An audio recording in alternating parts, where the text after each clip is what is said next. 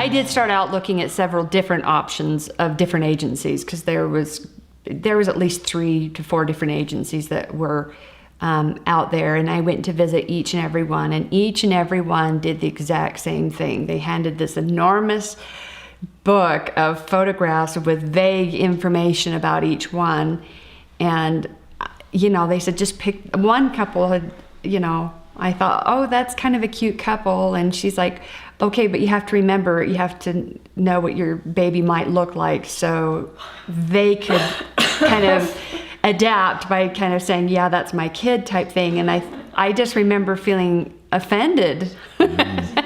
Like, really? And then another agency kind of went through the whole thing, and I said, I really would like to have contact with these parents, and I'd like to know that my daughter is safe. I'd like to know if I had pictures. And they said, that's not an option, period. This was 24 years ago. This was 24 years ago, and I remember just being so infuriated, like, this is my child, this is my choice.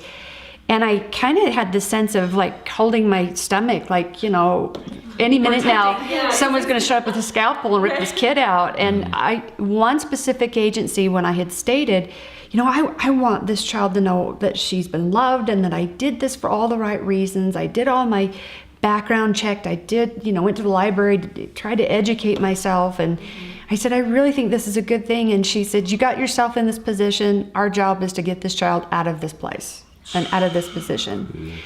And I think that was like the shock and awe that rattled me into, I'm done. And that was majority of the reason why I chose to do independent, because it was just so cruel and so cold-hearted. And I had no concept of this was going against all the normalcy at the time. Yeah. And I didn't realize I was kind of trying to break a mold. All I wanted was this child to know I loved her, and that I wanted these parents to know that I support them and love them too, unconditionally. And that was just like, not even for a second did anyone say, oh, that's amazing, you'd think that. It was just like, cut you off at the knees and send you out the door. So independent was, I had no idea really what I was getting into, but I just knew it was not going to be through these agencies. Yeah. I didn't need someone to remind me how I got here in the first place, I think it's incredibly powerful that you knew how you wanted to do the adoption, and you were going to find people to help you do it the way you did it. And I think whether you're deciding 24 years ago or deciding today, even though some of those things have changed, you find who's going to help you do your adoption the way you want to do your adoption, as long as it's legal and ethical. Well, and that was something that I had to, when I did find the parents, that I had to find a balance of trust, which is nerve-wracking. I'm sure I knew it was for them, let alone for me. And then to pick an attorney together, and I'm 19 years old.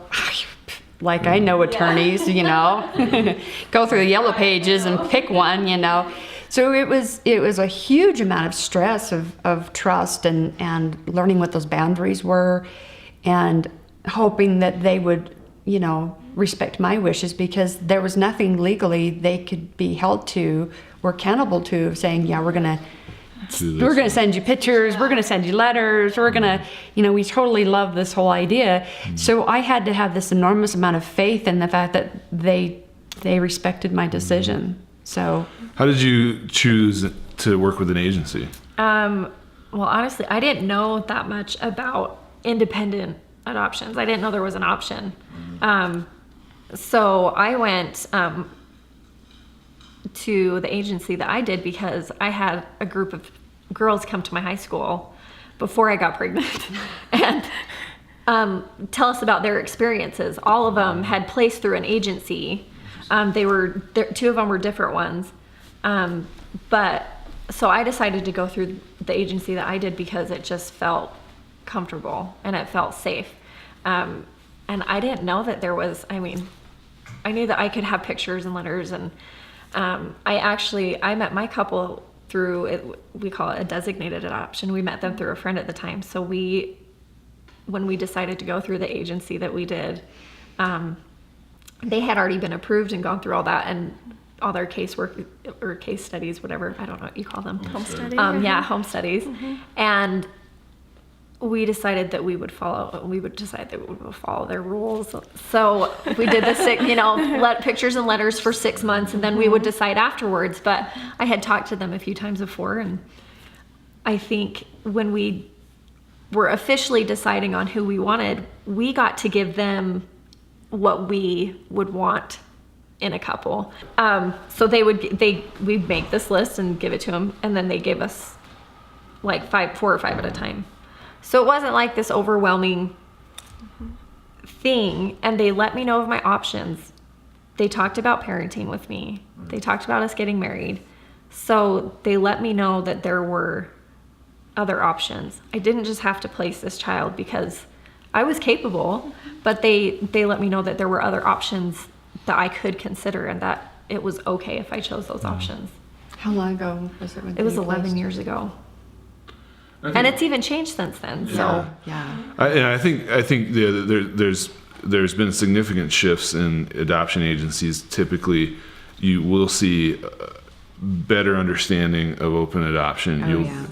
You will see a better understanding of even the option of adoption. That if you go to an adoption agency nowadays, they're going to help you make a decision. Usually the reason why people say they came to me is because we have the social work component to it. We have the counseling component. That is, I think, the biggest difference, So as they're coming in, they're getting counseling at the same time that they're going through the experience, So I think that aids in the process and realizing support group after. And I totally agree. The support group that we hold and It's work already with, built in. It's already there. It's an infrastructure that's set up, and it's there to support girls through whatever decision. But that's what makes all the difference in the world, is having peers that you can talk with and that relate to you. So getting individual and then going to a group, I think, really is effective.